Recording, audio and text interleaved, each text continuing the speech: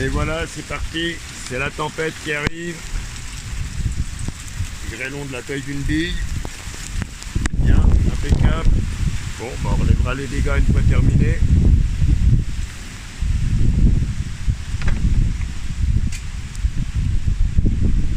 Voilà, donc je vais sortir quand même, je vais être trempé, mais... Ouais.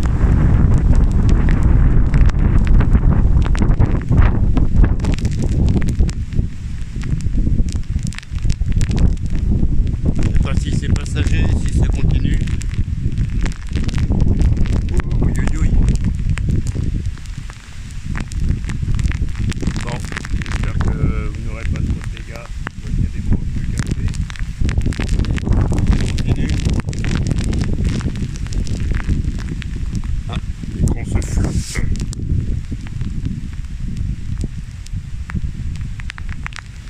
Ouais. Ah bah il se fâche, hein, il est pas content.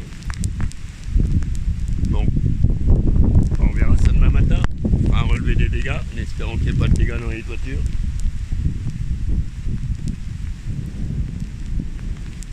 Bon ben, prenez soin de vous, et puis j'espère que chez vous ça ira. Allez, bisous.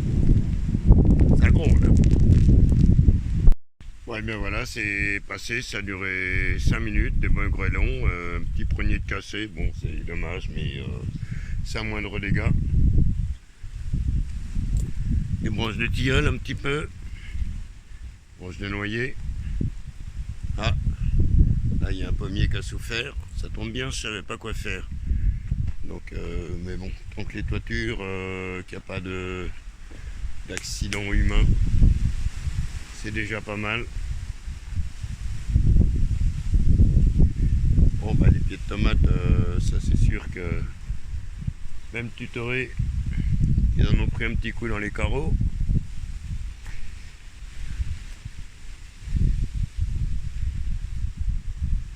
Bon bah le pied de butternut c'est à peu près pareil. Hop, on va te remettre à ta place. Ouais bon, ben, on va pas se pendre au plafond avec un élastique, hein. Sinon on va se faire mal à la tête. Et ben c'est pas grave, on relèvera ses manches. Et puis on recommencera ce qui peut être recommencé. Ah, là-haut par contre le vieux chêne, il y a de la branche de cassé. Ouais. Ça les a bien retournés, ils sont re-rentrés à l'intérieur. Voir que je grimpe faire le singe là-haut pour couper tout ça, parce que ça va devenir dangereux.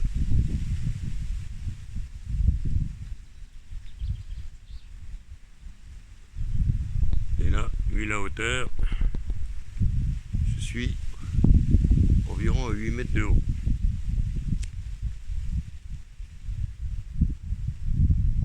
Bon, bah il y aura qu'à. Faut qu'on...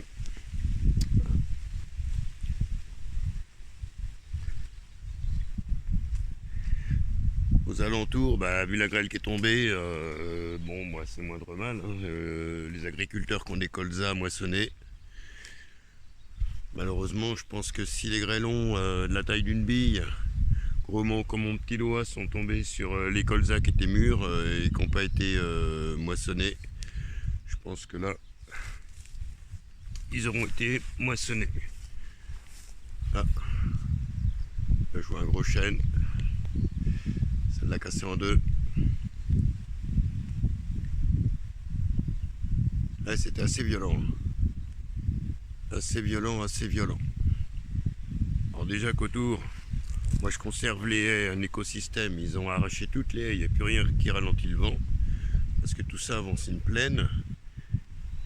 Et avant tous ces bâtiments au loin, il y avait des haies, des arbres. Moi je voyais pas les bâtiments. Ils ont tout arraché pour cultiver. Eh ben, c'est ça l'intensif. C'est la vision à court terme. On ne peut pas changer l'humain.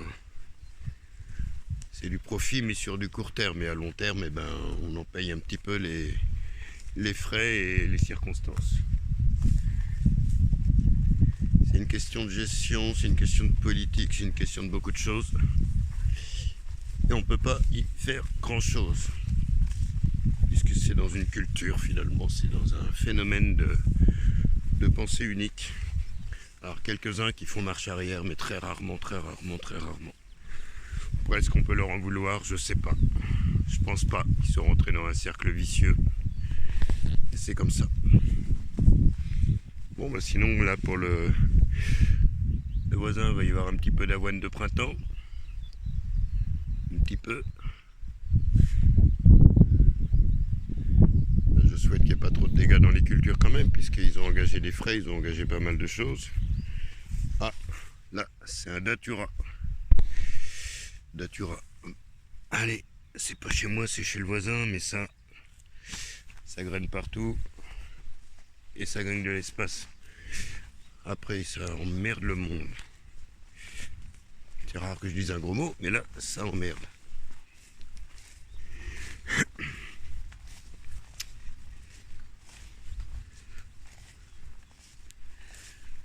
Et au niveau de ma fosse, eh bien, ouais, bah, y a des branches de tombée. Monsieur et Madame Canard sont toujours à l'intérieur, ils viennent de s'envoler. Il n'y a pas beaucoup d'eau, hein, elle aurait besoin d'être curée tout de même. Voilà. Hop.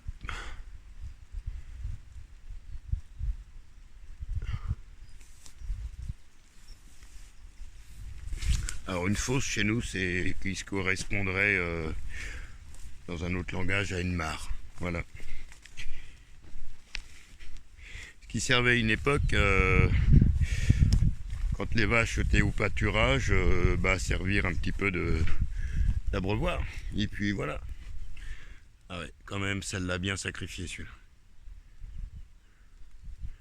Pour une fois qu'ils avaient conservé des chênes, et ben c'est con. Mais c'est passé de l'autre côté.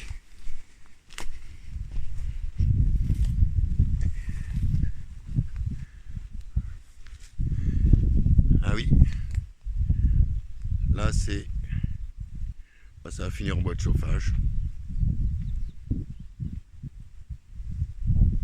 Voilà. En même temps ils sont vieux, hein. Ils étaient déjà attaqués au niveau du bois. C'est ce qu'on appelle des tétaux. C'est-à-dire que vous avez le tronc principal qui est là. Et après il y a des parts de branches dans tous les sens qui sont laissées et qui servaient au fur et à mesure dans l'entretien à faire aussi du bois de chauffage, à faire de l'ombre pour dans les pâturages.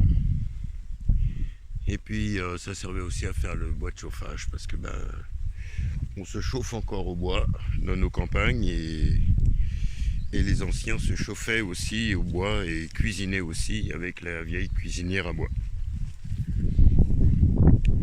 C'est pour ça qu'on dit souvent que le bois ça chauffe deux fois. Il chauffe quand on le coupe parce qu'il réchauffe bien et il réchauffe l'hiver. Voilà. Bon bah moindre dégâts, j'espère que chez vous ça il n'y aura pas trop de dégâts.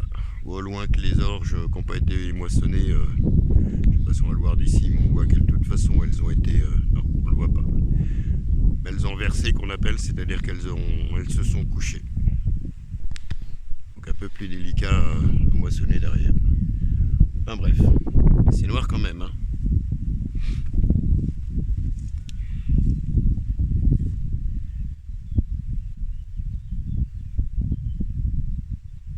Voilà, ça n'a pas duré longtemps, ça a duré 5 minutes. Le soleil est revenu, les oiseaux chantent, tout va bien, c'est la fête. Bon, bah, c'est comme ça, hein. Ça va être les aléas du temps, les aléas du climat. Puis je crois qu'il va falloir s'y adapter, puis s'y habituer. Bon, allez, merci pour votre visite, prenez soin de vous. Bisous.